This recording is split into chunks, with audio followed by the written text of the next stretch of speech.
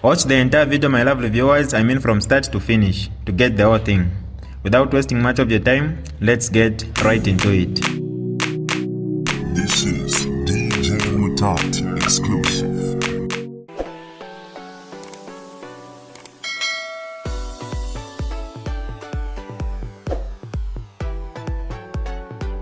Hi lovely viewers, it's me again, your one and only Mutati Mpundu. Welcome to my YouTube channel. If this is your first time on my channel, kindly subscribe to my YouTube channel by hitting the subscribe button down below.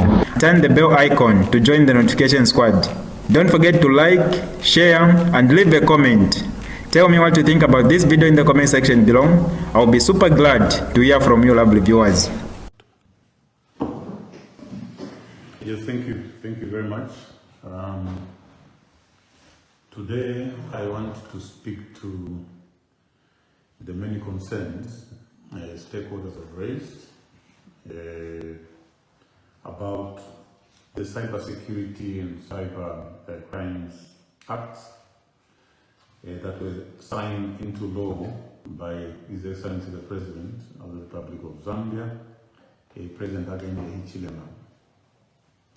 Firstly, what is strange about this particular process, we have seen that whenever the UPND is doing something, whenever President Hakainde Hichilema is doing something, he is very quick to go to social media and indeed television, the media in general, whenever he thinks he's doing something good. In this particular case, these bills were signed secretly, and we only got to learn about them when the American embassy issued a notice to citizens regarding some of the concerns that they have on the provisions that are contained in these pieces of legislation. Now, there's been an issue to do with parliamentarians. One of our friends from the UPND made a statement to the effect that these bills were agreed to by members of parliament unanimously. So I'm here speaking on behalf of members of parliament and members of parliament on the left to set the record straight. The truth is that these particular bills that are now law were objected to vehemently by members of parliament. Members of parliament took turns to object to these particular bills when they were presented on the floor of the House. It is important to note that they first came on the floor of the House in December. And because of the resistance and the objections that came from members of parliament, the minister who was sponsoring these bills was forced to defer them. And the reason that he gave for the deferment was that there was need for more consultation. It is important, therefore, to note that when the bill was being deferred, the minister assured the Zambian people on the floor of the House that he was taking the bill back for further consultation. The report that came from the committee that was tasked by Parliament to scrutinize those bills came with the recommendation that there was need for further consultation because stakeholders that appeared before the committee did not agree with the clauses in those particular bills. There was resistance. Members objected. Stakeholders that appeared before the committee objected to the clauses that were in those bills. So when the bill came, the expectation of the members was that the minister went out to consult stakeholders, especially those that had appeared before the committee, to try and arrive at some consensus. But when the bills were represented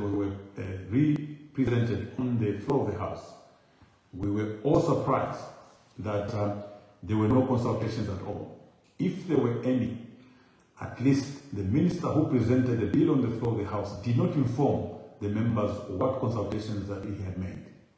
As a result of that, one of our members, Honorable Mutati, rose on the floor of the House to debate, and he vehemently objected to the continued processing of these particular bills because they came in the same form as they were when they were deferred, and that there was no progress that was made insofar as consultations were concerned.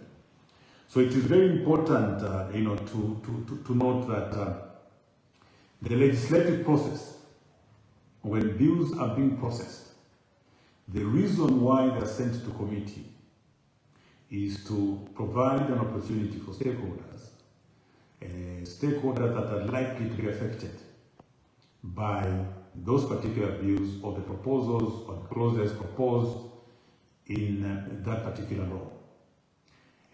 Once stakeholders make presentations, it's expected that the ministers would make the necessary amendments, because remember, these laws are laws that should be widely applied within our society. So if certain concerns are raised, and are raised by the majority of the stakeholders, and necessary amendments are supposed to be made. What we witnessed in the recent past is that the UPND uses the arrogance of numbers and ignores the recommendations that come from these committees.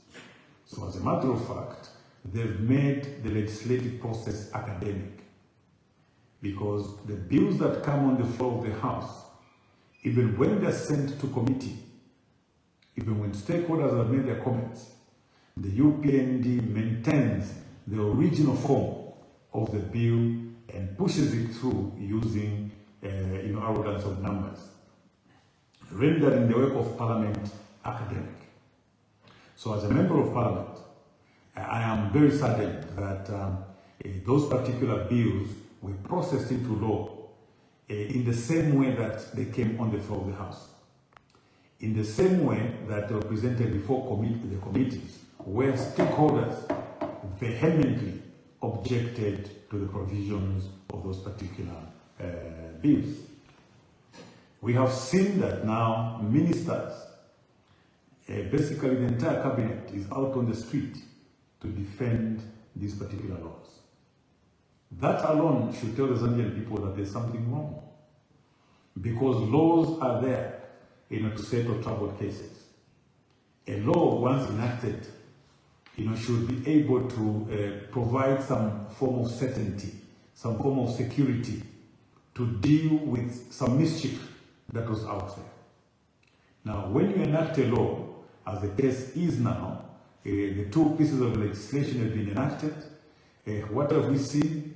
We have seen the entire cabinet going into defense. You have ministers on radio, ministers on social media. They've actually abandoned work of the Indian ministries just to go and defend these two pieces of legislation. That is a testament that these are very bad laws. If I take the Zambian people back, when the cybersecurity and cyber crime bill was first tabled in 2021, the UPND leadership, led by President Hakainde Hichilema as president of the party then, they rose against the introduction of these particular bills. And I think that the social media has a record of what the president said then. So the question that we all have is what has changed now. Because as a matter of fact, the president promised that he would do away, he would repeal those particular bills and basically just do away with them. So what we have now is where we have laws that have been enacted that basically interfere with the freedoms of citizens as enshrined in Part 3 of our Constitution. The fundamental rights of citizens will be violated by these particular laws. And ordinarily, we would have expected that even as the executive was pushing these bills, they should have had recourse Part 3 of the Constitution to ensure that issues of privacy and the protection of citizens are upheld. So the reaction from the citizens, the reactions from the cooperating partners, the reactions from the churches, the reactions from civil society point to the fact that these are bad laws. Our appeal, I wish to appeal on behalf of the President, I wish to appeal to the President on behalf of the members of Parliament, is that President Hakainde Hichilema must immediately recall these two pieces of legislation. He should immediately repeal and replace these two pieces of legislation. Speaking from the Parliament point of view, the process through which these two bills were implemented was questionable. Questionable in that the report that accompanies the bill from the committee guides Parliament on the sentiments of other stakeholders. Remember that we are only 156 or 164 together with nominated members of us as representatives of the 20 million people. So we are in that house in our representative capacity. That is the reason why the wisdom of setting up committees is such that away from the 164 members of Parliament, stakeholders are able to project their views directly through the committees. They're able to express themselves through the committees. And I think that many stakeholders turned up because these were laws of interest given a modern society. So a number of stakeholders appeared before the committee and they expressed their concerns, their apprehensions regarding these two pieces of legislation. But when that report and the bill was presented on the floor of the House, members had an opportunity to debate. I want to challenge anyone to go back, besides the ministers, look at the backbenchers, both on the left and on the right. How many MPs really supported the enactment of these two bills? You would find that those that couldn't speak, especially the backbenchers from the right, simply stayed away. The members of Parliament from the left stood and expressed their many fears, which fears are being expressed today after these two bills have been signed into law. So President Hakainde Hichilema, these two pieces of legislation are bad for the people of Zambia. Remember, Your Excellency, that you campaigned to the youths on the basis of the use of social media. In your presentations then to the youths, you contended that because many youths were unable to freely use television, they could not freely use radio stations for various reasons, but they had an opportunity to express themselves, project their views, participate in the running of the country, in the development of the country through social media. But your turnaround, Your Excellency, has come as a surprise to many of the youths. My view is that it is not too late.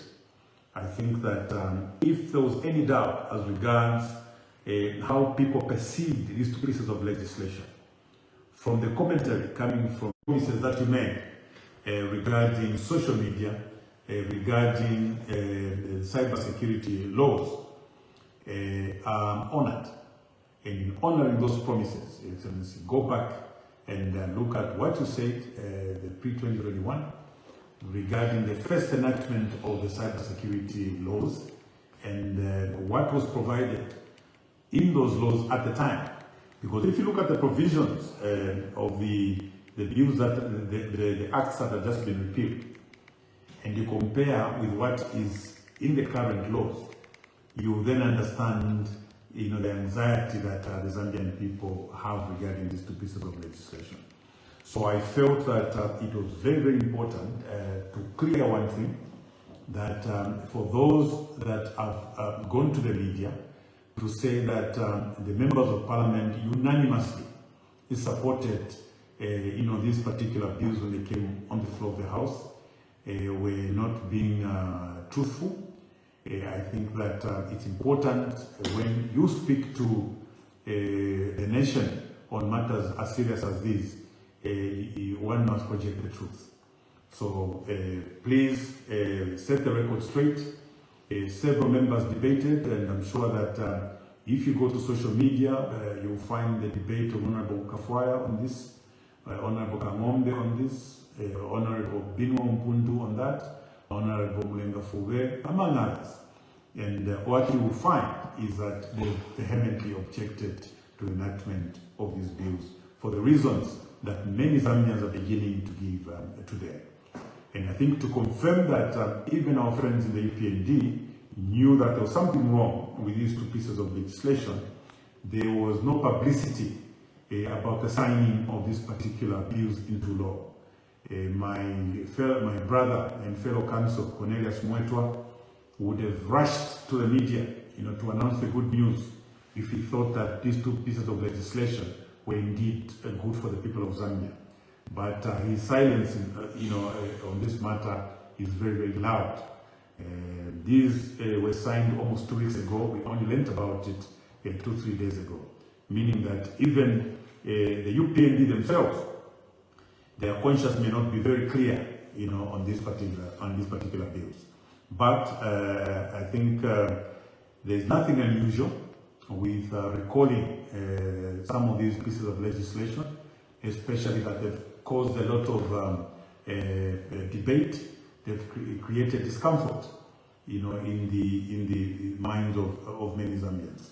So there is some work that needed to be done, to ensure that these particular laws achieve the objectives, if at all there were any good intentions from the beginning. But as the situation stands, we want to say that we are very, very concerned, especially that even the cooperating partners have expressed their concerns. Remember that President Hakainde Hichilema has been preaching investment, bringing investments to the country.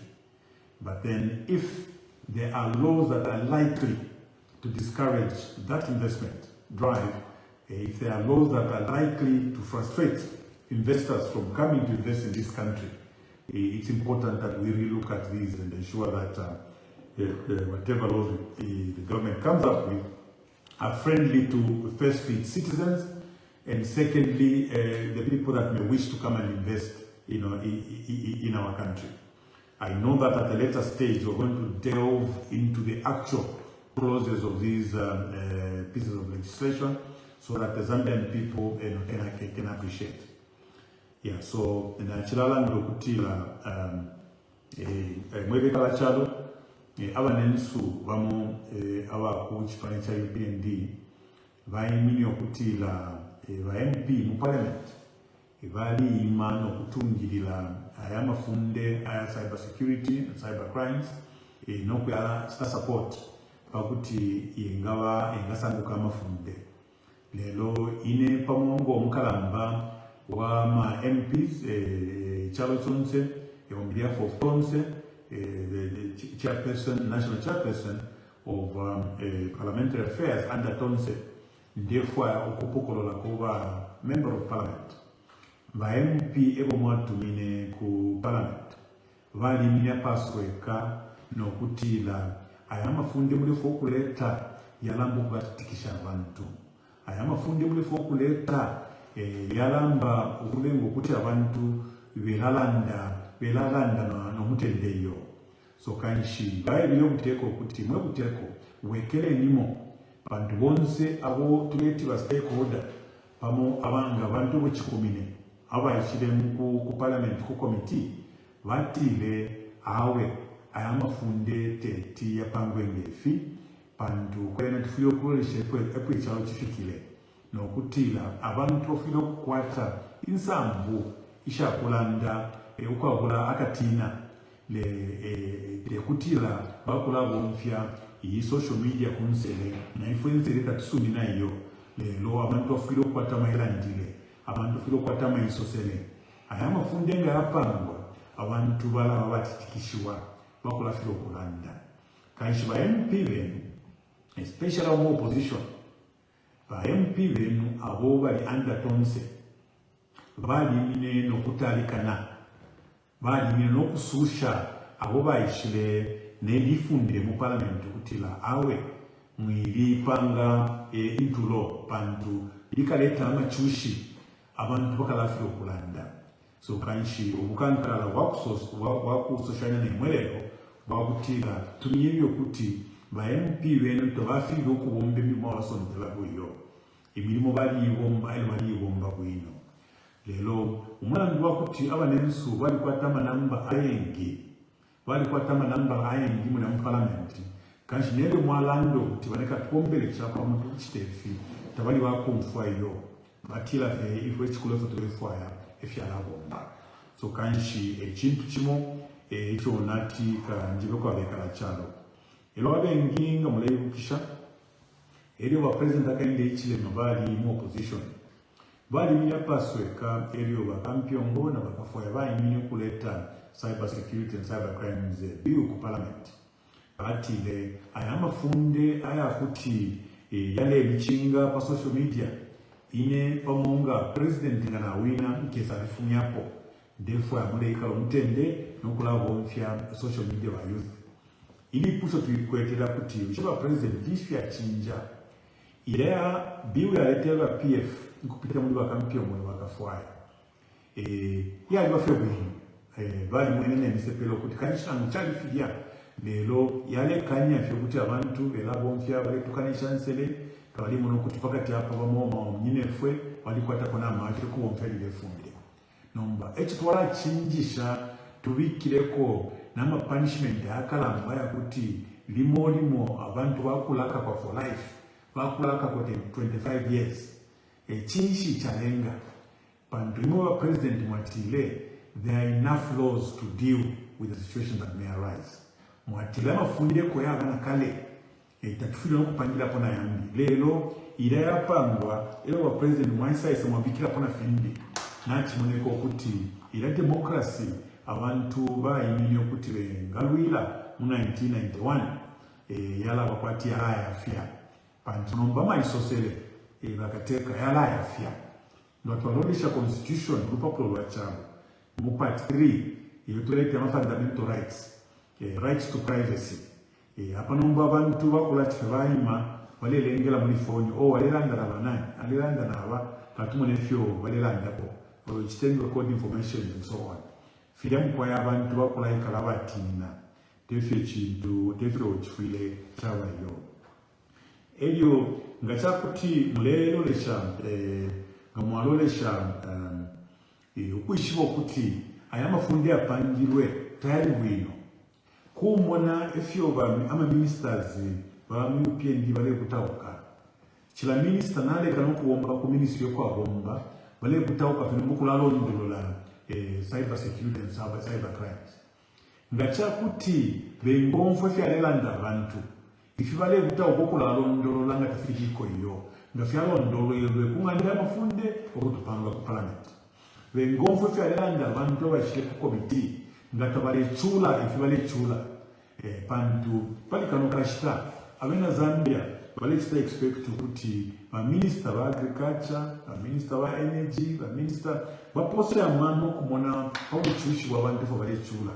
tekula butauka kuma radio station na ngupama TV ukula londolola cyber crimes ifunde ngali apangwa nisani pangwa na namulipanga wene funde takuwa na kwamba kulondolola iyo nomba epo namwima mwale kama ministries yenu mwale kukuombela ku ministry bonse muli ku cyber crime a minister to papa taba minister wesu werenu kunchito abantu balefwa load shedding ipwe balefwa emitengo ya bunga ya salad ne fuel we the punish nombanga chakuti mwakonka nyako ubunga buli pa 500 elio mwasanga malaiti fuel ilipa over 30 kwacha ilo mwale ko kubomba kuma ministry yenu mwasa mugwele okunisha bunga na kufuka pa 1000 na ngukiona ifika pali 40 kwacha So kanshi ifwe tulelomba wa president wa akainde ichilemo kuti ayamafunde yakwesheni ayamafunde yemilikeni emwakweshe ku parliament pakuti nomba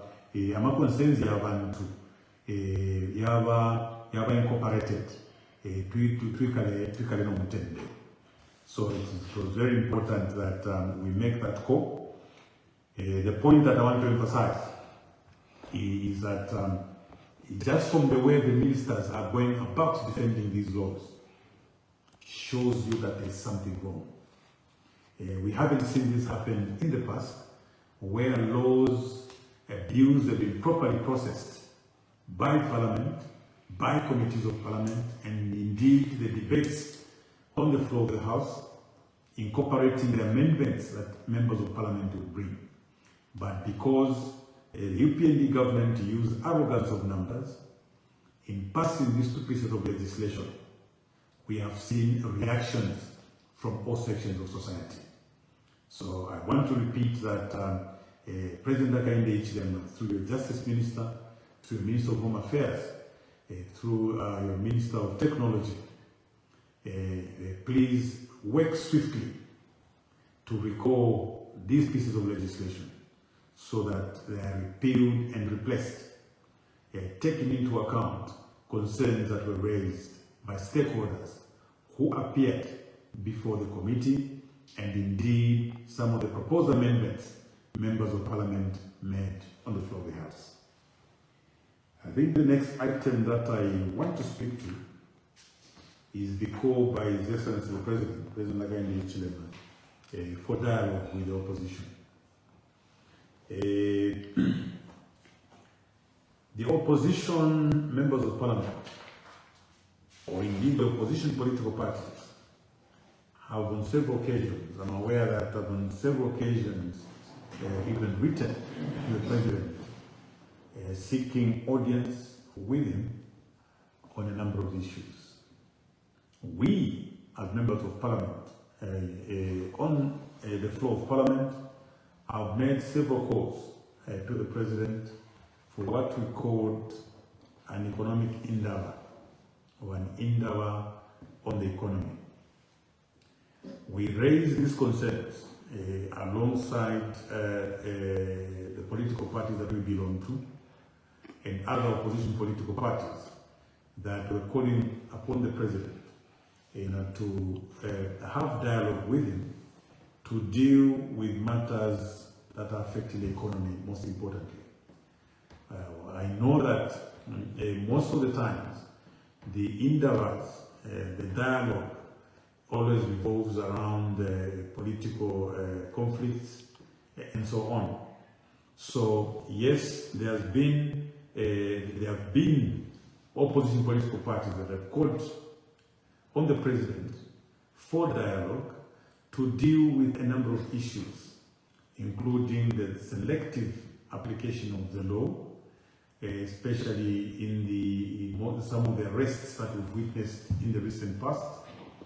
Members of the opposition have called on the President to talk about the many arrests and imprisonments of opposition political party members that political parties feel as a result of political persecution. They've called on the President to dialogue on the issues of constitutional amendments, as it were. They even called on the President to dialogue over the cyber security and cyber crimes. But you can see that already the Cyber Security and Cyber Crime Act is now law. That dialogue never took place. The Minister of Justice presented a roadmap for the enactment of the Constitution, and the process has begun, but there's been no dialogue. So the question really that we are asking, at what point would the President want to dialogue with the opposition when key decisions that affect the nation are being made without the necessary dialogue? I personally remember that when President Hakainde Hichilema was in opposition, there were calls for dialogue. We were in the ruling party then. I was one of those on behalf of my party that was meeting President Hakainde Hichilema, especially on the constitutional amendment process, because President Lungu had opened up, platforms for dialogue, and there was a time that President Lungu himself went to the party secretariat and called on the opposition political parties to meet at a neutral ground at the PF secretariat. By that time, the UPND were in an alliance with 10 other political parties, and Comrade Sean Tembo was the spokesperson for that particular alliance. He was sent by the team because the president had opened up a platform that why don't we meet as equals? We meet as political parties. Let's meet at our party secretariat, as it were. So President Sean Tembo then came to meet alongside other members of the alliance. They came and made a presentation. And this presentation came from their alliance, the alliance which was led by President Hakainde Hichilema. In their presentation, they requested the president to halt the constitutional amendment process and allow for more consultations. In that meeting, for those of you that can remember, I think was President Lubinda, among others, that were with meeting the opposition political parties. And it was after President Sean Tembo made that presentation that President Edgar Chagwa immediately directed the then Justice Minister to halt the constitutional amendment process, taking into account the concerns that were raised by opposition political parties. We want to request that same spirit President Edgar Chagwa used at that time to halt the process and accommodate views from the opposition political parties should be the same one that President Hakainde Hichilema should use to halt the current constitutional amendment process and take on board views of other stakeholders.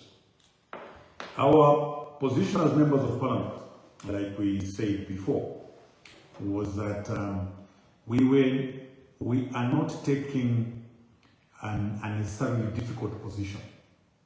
What we have said is that a constitution-making process should be one that incorporates popular participation, should be one that is consultative, should be one that is transparent, should be the one that is governed by a legal process. So, by that I mean the fact that the Constitution talks about we, the people of Zambia. Our view is that the current constitutional amendments are not coming from that angle. It's not we, the people of Zambia, that are giving unto ourselves this constitution or indeed these amendments. These amendments have come from government. And you know very well, countrymen and women, that constitutions can be defined as power maps. A constitution distributes power. A constitution defines relationships between government and its citizens. A constitution is there to also discipline government. First of all, it gives power. It allocates power between different government functions. It also defines the relationships between government and its citizens. And at the same time, it's there to discipline dishonest governments. It's for that reason, or those reasons stated, that government should be the last ones to present constitutional amendments.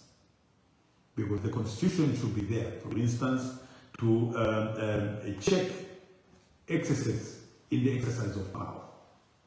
Now, if it's government that is presenting the amendments, are you sure, countrymen and women, that they will bring about amendments that will check the excesses in their exercise of power? So those amendments, progressive or not, should come through civil society, should come from stakeholder meetings, before being even introduced, before even being drafted into a bill. So our guide, as members of parliament, we are saying firstly, it's I think it's obvious that many stakeholders feel that there should be certain amendments made to the Constitution. So that particular aspect should come out from a stakeholder engagement, where stakeholders agree to say, yes, let's amend the Constitution. The next step from there is to agree on the scope of amendment. To what extent should we amend this Constitution? What amendments are we bringing about? These should all come out of stakeholder meetings, stakeholder consultations. Once the scope is agreed upon, then the stakeholders must also agree on the design. What's the design of this particular amendment? How are we going to go about it? So the roadmap that the Minister of Justice presented on the floor of the House should not have been a product of the executive, because the executive are just part of the stakeholders. So they should have waited upon consultations with other stakeholders to agree on the roadmap. And because the Patriotic Front Party under President Edgar Chagwa also set a standard that conforms to new constitutionalism. Because under new constitutionalism, issues of accountability, transparency, and legal framework rank very highly in the process. So what we did then, to ensure that we built trust among stakeholders, the process was actually legislated. I think, countrymen and women, you remember that the National Dialogue Bill was presented by the Minister, Given Lulinda, was the Minister of Justice then. The idea there was to bring the process on the floor of the House for debate. And once it was debated, because it was in form of a bill, it went through all the legislative processes, including committees. So stakeholders had come, it came to committee to make contributions and submissions on this particular bill, which was the National Dialogue Bill, meaning that the process through which Bill 10 was to go was a process that was debated on the floor of the House. Stakeholders came and made their contributions and submissions through the committee, because it's an imperative under new constitutionalism to legislate the particular process. And this is done because the process in constitutional amendment is as important as the content. So the process should not be subordinated at all. It is as important as the content of the particular amendments. And because of that, there is need to elicit trust from stakeholders. And the only way you can build trust from stakeholders, especially in political environments like ours, is to turn the process into law. And once that is done, allow the stakeholders to actually come up with a bill. I think many Zambians may have forgotten that the Constitution Amendment Bill number 10 was actually drafted by the Zambian people through their representatives. The National Dialogue Forum had in excess of 150 delegates that included members of parliament, council chairpersons, councillors, church leaders, political party leaders, among others.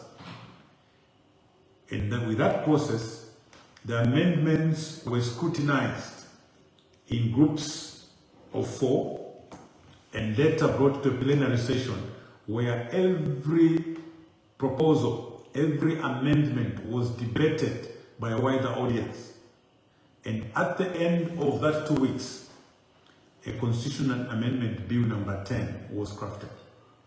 And because the National Dialogue Act, in its provisions, was very clear that the Minister of Justice had no power to even remove a comma from the draft that came from the National Dialogue Forum. So the standard is there. I think the standard that was set during the Constitutional Amendment Bill number 10 tried to incorporate the many principles, what you call the immutable principles in constitution making. That included transparency. There was a lot of transparency, there was accountability, there was an issue of timeliness, and indeed a legal framework. But if you look at the process that the current constitution amendments are undergoing, really, it leaves much to be desired. One, there is no transparency. The process was arrived at by the executive, the actual amendments by the executive. So it's a government-driven process.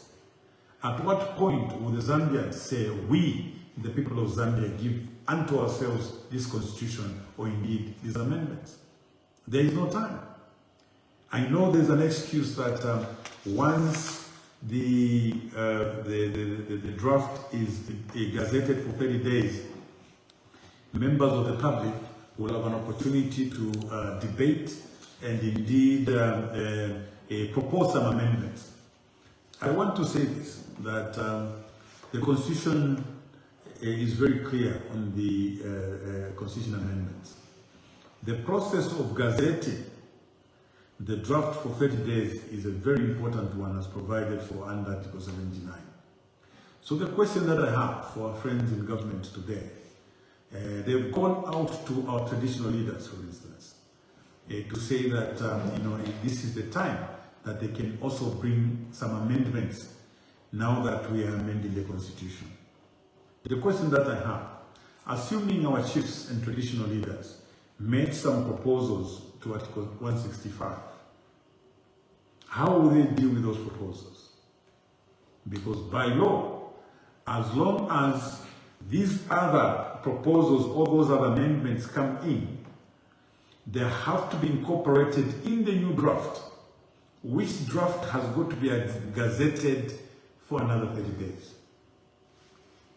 That is very important, because what we are dealing with in the draft that will be gazetted are those 13 proposed amendments that the UPND government brought about. So if they're encouraging other stakeholders to bring up progressive proposals, and that given the roadmap that they've given, assuming there are 10 new proposals to be added to the 13 to make it 23, how are they going to deal with them? Because by law, it means we're going to have a new draft, a new constitutional amendment draft, different from the one that was earlier gazetted. Meaning the process has got to start all over again. They've got to gazette this particular draft that will incorporate those 10. All these processes, all this can be avoided. And the only way to avoid this is to, first of all, stop the current process, like President Edgar Chagwa did, and start with consultations, so that when stakeholders are brought together, that will include traditional leaders, churches, and everybody else, and the draft is assembled from such a meeting, it's unlikely that there will be other views that will come that will substantially alter what would have been contained in that draft. So the reason we are advising government to stop this process is that they have gone out to talk to traditional leaders and other stakeholders to take advantage of the window that has been opened for consultations so they can make proposals. But we want to say to them that those proposals that these other stakeholders will make will not be meaningful, because they will not be part of the process. Otherwise, the process will have to start all over again with new amendments added to the original draft.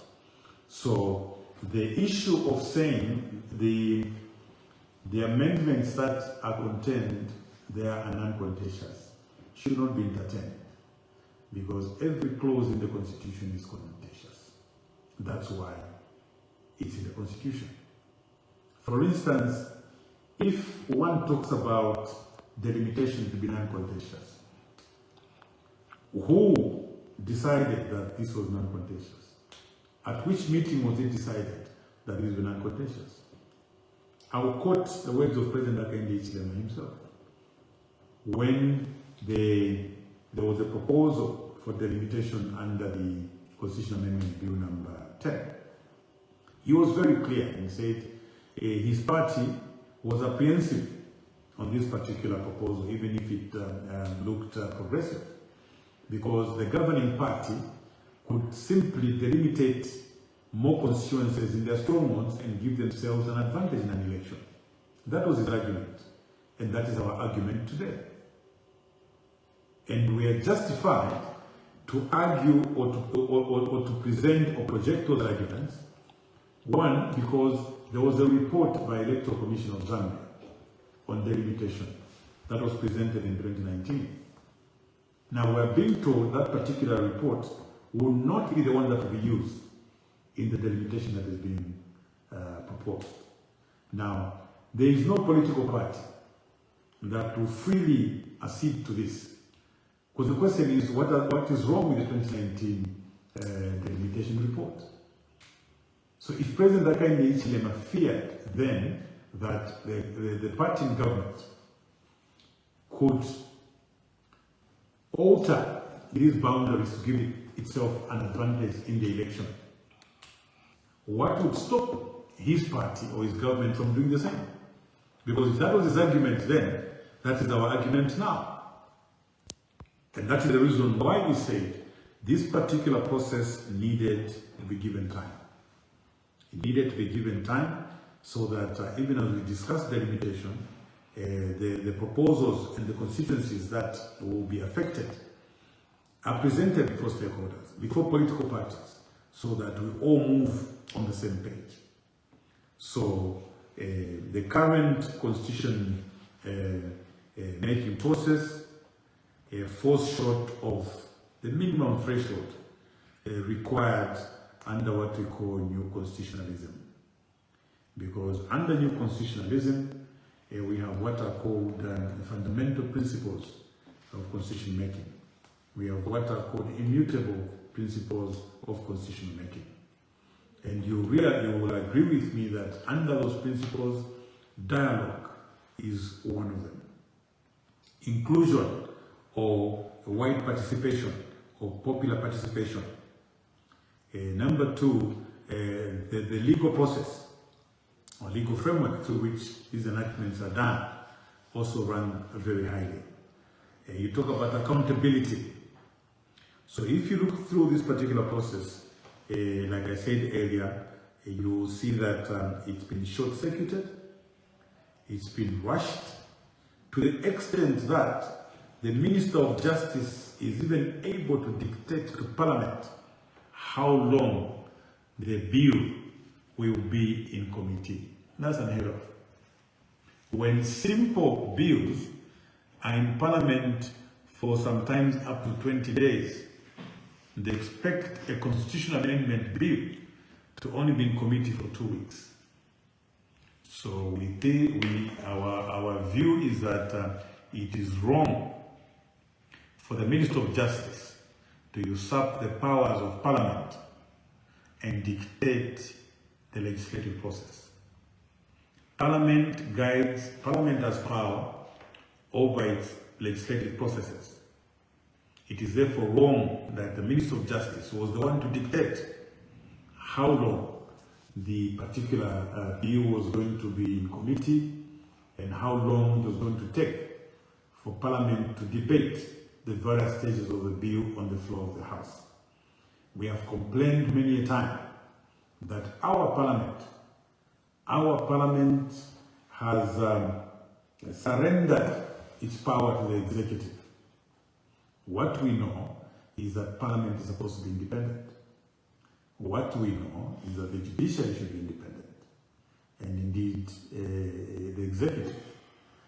But we have seen that our Parliament has not stand independent, and that was confirmed by the Minister of Justice when she was able to dictate to Parliament and set an agenda and a program for Parliament through which this particular amendment process would be carried out. So, countrymen and women, I felt that it was important to clarify some of these things that are creating a lot of debate out there. So, in summary, we have called upon the President, to recall these 2 pieces of legislation, and that the ministers must come back to the House with the bills to repeal and replace the recently signed cyber security and cyber crime laws. And secondly, we have called upon the President to stop this constitutional amendment process because it did not follow the various processes or indeed the principles that govern the new constitutionalism. There has been no transparency, there's been no wide participation. So we want the citizens, traditional leaders and churches alike, to be part of this process, so that we do not, begin to introduce new processes of inviting views and indeed submissions. So it will be much neater, Your Excellency, if these 2 things can be started all over again. And it's also good that President Hakainde Hichilema acknowledged when he was in opposition that social media was very, very important, especially to the youths. And I think on account of what he promised the youths, they turned up in numbers to vote for him. So it's a call on the President that the youths of yesterday are also the youths of today. So, Your Excellency, I'm sure you can answer to their calls, making several calls regarding these 2 pieces of legislation. I'm sure that your government will do better, to listen to them so that they can continue to participate in this process of national development and indeed, building our country. Yes, others may say that the President is in a hurry to amend the Constitution because he wants to, open up doors for women and the youths to participate in governance issues. We are saying that there is no need to be in a hurry because the current Constitution under Article 259 actually provides for that. If you read Article 259, you will agree with me that the current Constitution does not stop the President from appointing youths and women as DCs, as permanent secretaries, as directors, as commissioners, and many other areas where people can participate. I think participation should not be looked at in a narrow sense to only mean that you're only participating when you're a member of Parliament. As regards the issues of CDF, the distribution of CDF, I think it's important to correct that notion. First of all, the reason why CDF is not working in many parts of the country is just that there's been no money. There's been no money for CDF.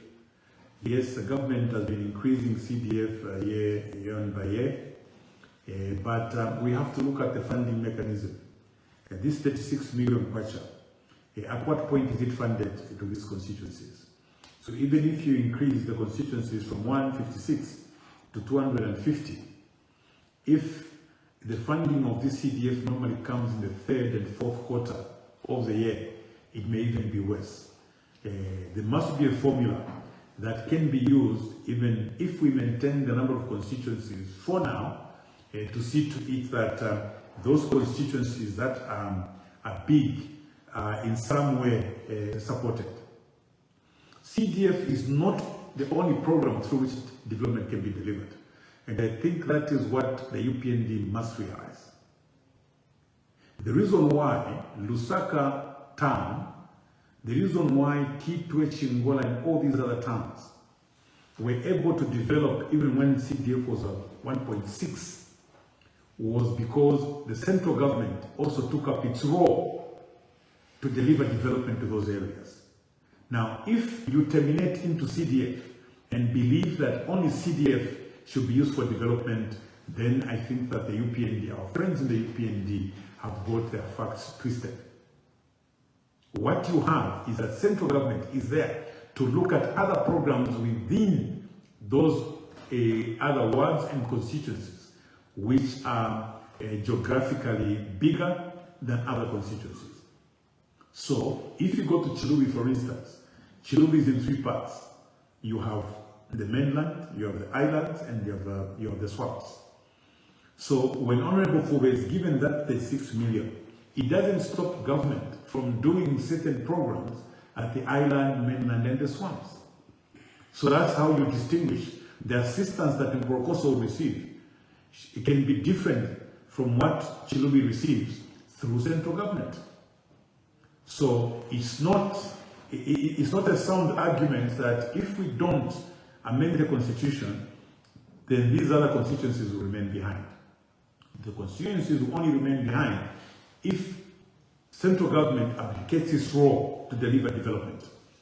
CDF is only there to supplement, but under the UPND, it appears to be the only developmental agenda. If that is the only agenda that the UPND has, then Zambians must be worried.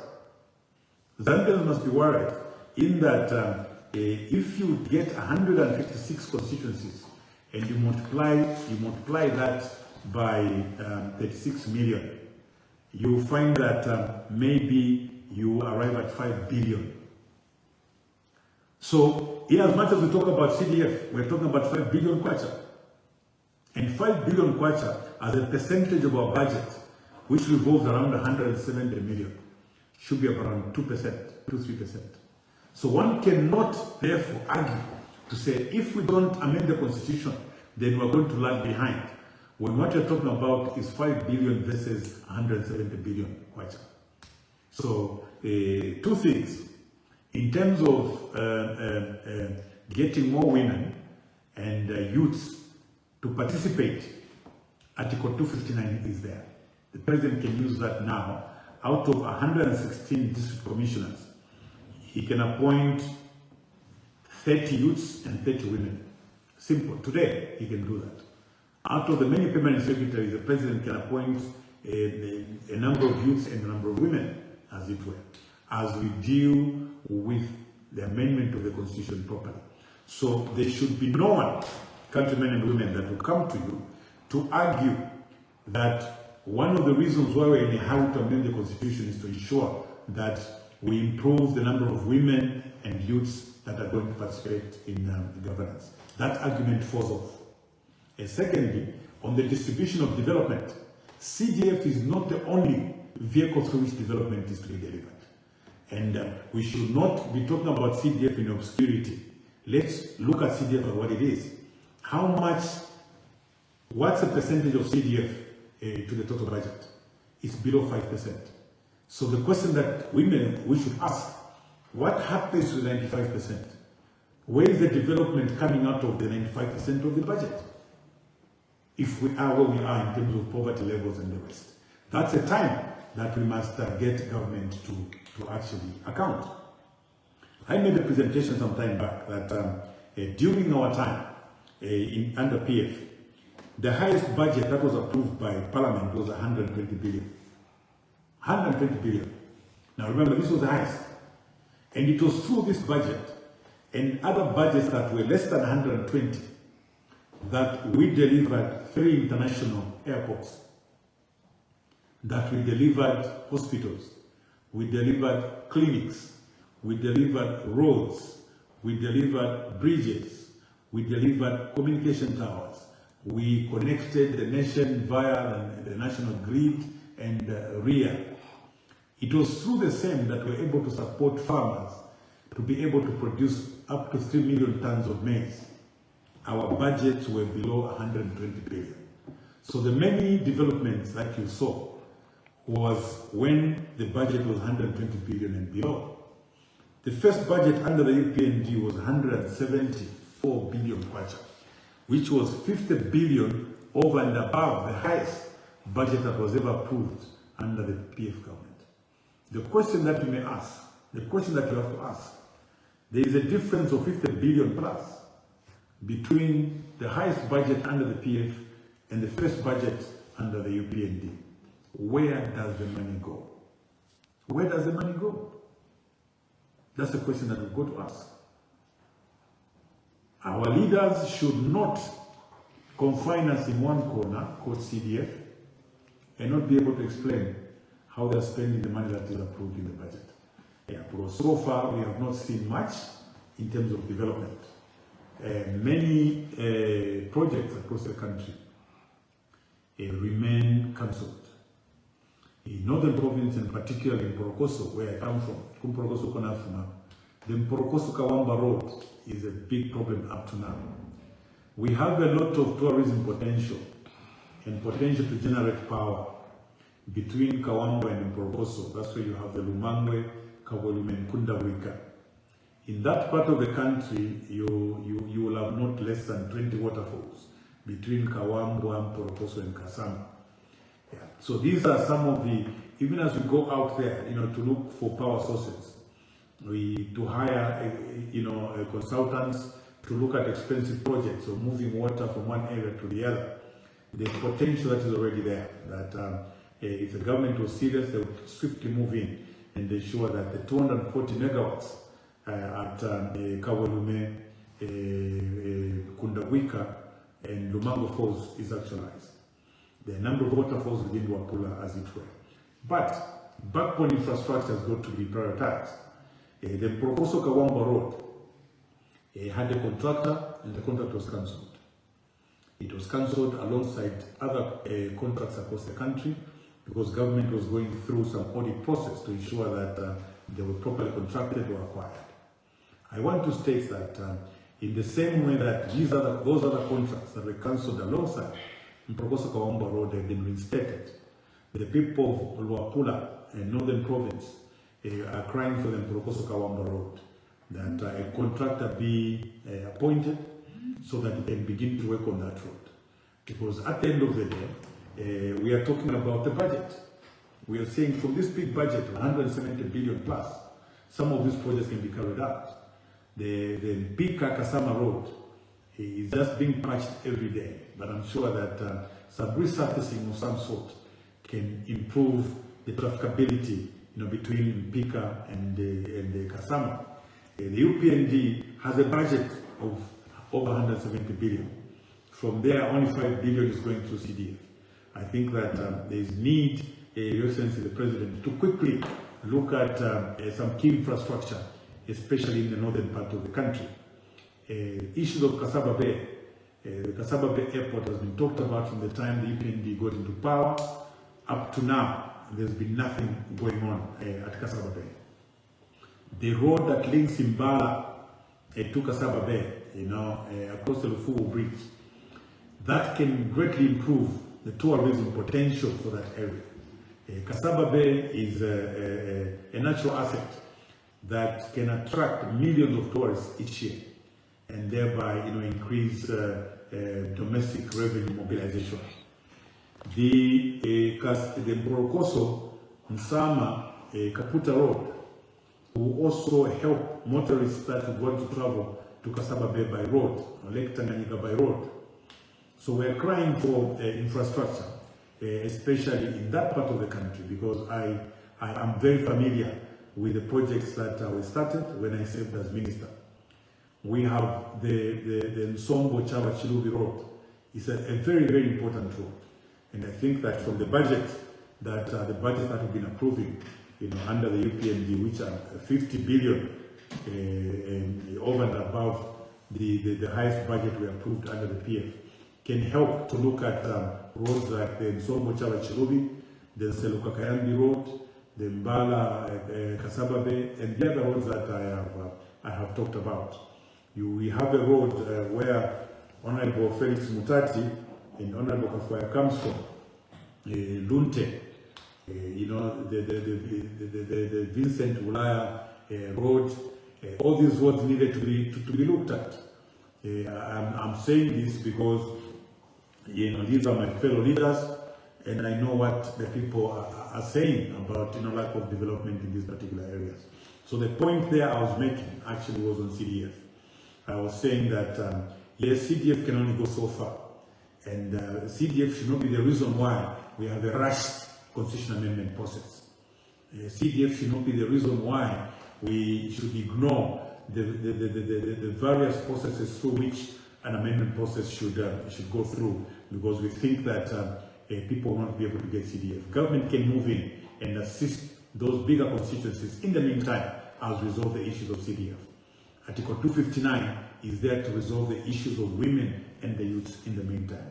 So in the meantime, I also pose a question for government to come out clear, how development has been an issue in most parts of this country when there's been so much money that we are approving in the budget year in and year out. I know that the road to Ikeleng also, I was just watching it the other day. I think there are some roads in Northwestern Province that also need attention. So to be able to develop the country, first of all, maybe this is the area where we should be talking about low-hanging fruits, not in constitution making. We should be talking about low-hanging fruits when we're talking about development. What President Getsagwanungu did then, when he realized that the Northwestern Province was an emerging copper belt, he prioritized the construction of the Solwezi-Chingola Road so that it was quicker to evacuate minerals from that area for export, as it were. We know that the Ikeleng area, the Mwinilunga area, those areas of potential for minerals, gold and the rest. It's important, therefore, for government to also prioritize those areas because whilst we are crying for roads in Northern Province for purposes of tourism, among others, we are also speaking on behalf of our friends in Northwestern Province, because these are areas that have got valuable minerals that can greatly contribute to the development of this country. So the area in Northwestern Province, I've seen some roads, the Mwinilunga, Solwezi, Ikeleng and the rest, that are deplorable. Government needed to prioritize. Government needed to look at areas which can be developed, where backbone infrastructure is required, and once that is developed, we begin to realize the benefits from those areas. So those areas in Northwestern Province and areas in Northern Province, areas in Mchinga Province, and some parts of Central Province need to be looked at properly. So as I wind up, I just want to call upon members of Parliament to continue sensitizing the people on the various parliamentary processes, and also that as people's representatives, you discharge your functions insofar as these two pieces of legislation, the cybersecurity laws, are concerned. Under very difficult circumstances, interjections, interruptions, and so on, members of Parliament, you discharged your functions. You did your part. But not to say that you can't continue speaking about this, so that we can attract the attention of government to rethink and relook at these particular laws. To the ministers in government today, I am saying get back to your offices and start working. It will not help you to go to every radio station, every TV station to justify the enactment of cybersecurity and cyber crimes bills. The work that you have to do, Agriculture Minister, is to ensure that you improve and increase production and productivity in the agriculture sector. Minister of Energy, stop defending cybersecurity laws. Get back to your office, get back to work to ensure that you end load shedding. Reduce on the export of power and ensure that the power that is supplied domestically is enough for our people to get around. Minister of Energy, we look at those contracts that to deliver fuel. We should be able to receive cheap fuel, especially that some of the suppliers are using the pipeline. Malawi has no pipeline. How are they delivering cheap fuel to their citizens? So instead of focusing on defending cybercrime and cybersecurity, get to work, Minister of Energy, and ensure that you deliver cheap fuel to the Zambian people. So, countrymen and women, Minister of Finance, in opposition, you promised that you would not borrow. You even misled the Zambian people, Minister of Finance, that there was no headroom to borrow, that you're going to put a moratorium on borrowing. You've been borrowing, Minister of Finance, from the first day. We are in deep debt today, and the most disturbing thing about your borrowing is that you're borrowing for consumption. You are not borrowing, for investment. So, Minister of Finance, stop defending cybersecurity bills, get to work and reduce on borrowing. And whenever you borrow, please borrow for investments. And The sentiments, in my closing remarks, the sentiments by the American ambassador cannot be ignored. I think the ambassador came out very strongly, especially on the importation of maize. Government has to come up with a statement to inform the Zambian people what has happened to the maize that we paid for. The 200,000 metric tons. How long will it take government? How long would it take a responsible government to deliver 200,000 metric tons? I want to remind Cornelius Mwetwa and Tabo Kawana, they took turns to give conflicting statements on how that maize was going to be delivered. One said the maize will be delivered free of charge. One of the mining houses that offered to deliver maize free of charge. Now, if that was the case, why hasn't that maize been delivered? And maize which have been delivered free of charge. Trucks are coming out of Dar es Salaam every day. Why hasn't that maize been delivered? We demand that Minister of Agriculture gives a statement regarding that maize. We cannot ignore the cause by our cooperating partners. Cooperating partners are there to assist us, and when they want accountability for the money that they get from the taxpayers, government should be swift to respond. Minister of Agriculture, you should respond to the concerns that were raised by the American ambassador. We want to know where the 200,000 metric tons of maize has gone. The issues to do with $20 million that was given by the Americans, it's important that government gives a comprehensive statement, that would show how that money is accounted for. So it's important that when you give reasons for seeking or asking for help, it's important that you acquit yourself by giving a report on how the funds have been applied. It's one thing to go with a begging bowl and telling cooperating partners that Zambians are suffering as a result of drought.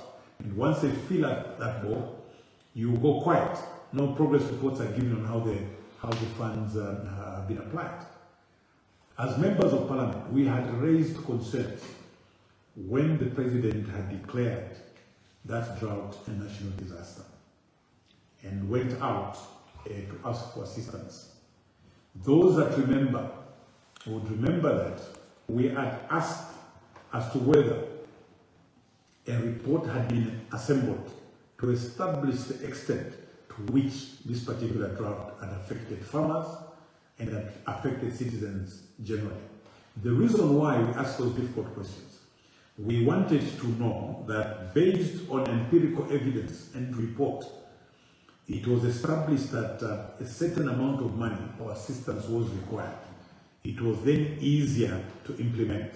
But if help or aid was being sought in a vacuum where government just went out to ask for help, there was no report to back the quantum of support that they required. We indeed raised a number of concerns. We say that to avoid suspicion, to avoid corruption in this particular process, there was first of all need for a quick assessment. I think we have enough manpower across the provinces. Assemble a report and be able to approach their cooperating partners as to the quantum of support that was required. That way it was easier to account. Now, when this particular help, the actual assessments were done much later after declaring a disaster. There was nothing wrong with declaring a disaster after that drought. What we thought was wrong was declaring it before assessing the extent of damage. So issues of accountability come in now because the processes through which that particular disaster was declared was not transparent. It was just declared in a vacuum. And then thereafter, people began to make assessments. At that point, I think there had been a donation of $100 million. I don't know where it came from. So the question that we had at Parliament to ask was, what if upon assessment it's established that what is required is $80 million and there's actually excess? Why are we still asking for money before we even know what we need? So we had asked that let there be an assessment first. Once an assessment is made, it was easier to know what assistance we needed. But that was not done. And now today, the American ambassador is wondering how that $20 million was applied. Yeah, so the civil servants should not ignore some of these processes. We know that civil servants may be working under very difficult conditions, but they must stand up to be able to assist the government to do some of this work diligently. I think I've spoken enough. I've actually taken longer than I wanted to. Yeah, so thank you very much, countrymen and women who continue talking on the various issues that concern the welfare of the Zambian people, and indeed that are affecting us, especially the economy. So the indaba on the economy is something that we still want to engage the president over. Our belief is that the UPND has run out of solutions insofar as the economy is concerned. I think they will need assistance from other people that may be experienced, other people that may have alternative policies, as it were. We can't sit back and believe that something is going to happen.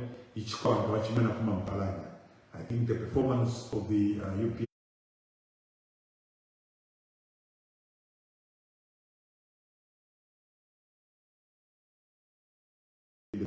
to sit and just languish there. If you call them to a round table, they may assist, giving alternative policies so that the economy can be turned around and Zambians can have a better life. Thank you very much. This is DJ Mutati exclusive. Alright, that's all for you today, lovely viewers. If you did enjoy the video, please don't forget to leave a comment in the comment section below. Tell me what you think about the video you just watched in the comment section below. I'll be super glad to hear from you, lovely viewers. Once again, I go by the name of Mutati Mpundu. I love you, peace, I gotta go.